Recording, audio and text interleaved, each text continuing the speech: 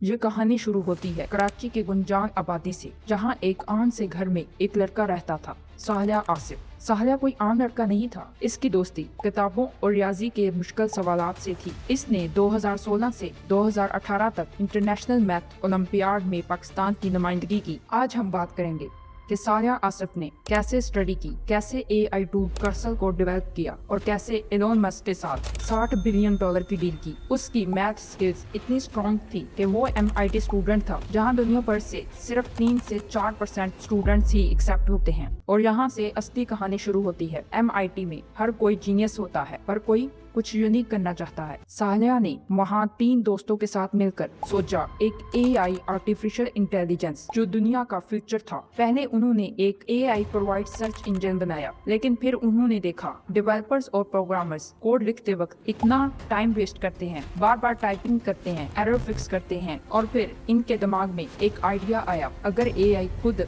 Code लिख दे तो क्या होगा। ये आइडिया इतना सिंपल था लेकिन इतना पावरफुल था कि इससे दुनिया बदलने वाली थी। फिर 2022 में साहलिया और उसके MIT फ्रेंड्स ने एक कंपनी बनाई जिसका नाम एनीसफेयर रखा और एक AI टूल लॉन्च किया जिसका नाम कर्सर था। कर्सर क्या था? एक AI कोड एडिटर जो डेवलपर्स के साथ बैठकर कोड लिखता था, जैसे एक एक्सपर्ट प्रोग्रामर आपके साथ बैठा हो। फिर जब उन्होंने इसे यूज किया तो सब हैरान हो गए। कर्सर सिर्फ कोड नहीं लिखता था, वो समझता था, बॉक्स फिक्स करता था, सजेशंस देता था, जैसे एक जिंदा साथी हो। और फिर धीरे धीरे डेवलपर्स इसे इस्तेमाल करने लगे। पहले हंड्रेड्स, फिर थाउजेंड्स, फिर मिलियंस यूजर्स आने लगे। आज 2026 में 50,000 से भी ज्यादा कंपनीज कर्सर को यूज कर रही हैं। आपके दिमाग में सवाल आया होगा, कौन सी कंपनीज इसे यूज करती हैं? नेवाडा जो दुनिया की सबसे बड़ी AI चिप कंपनी है, अडोब जो दुनिया की सबसे मशहूर तरीन कंपनियों में से एक है, उबर जो राइड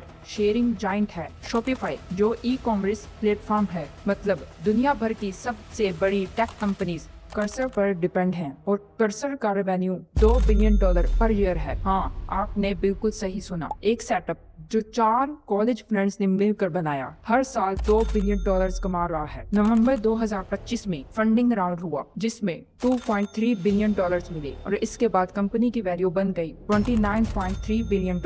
लेकिन कहानी यहाँ खत्म नहीं हुई। फिर आया वो दिन 23 अप्रैल 2026। दुनिया भर में खबर फैल गई, एलोन मस्क की कंपनी SpaceX ने $60 बिलियन में कर्सर को खरीद लिया।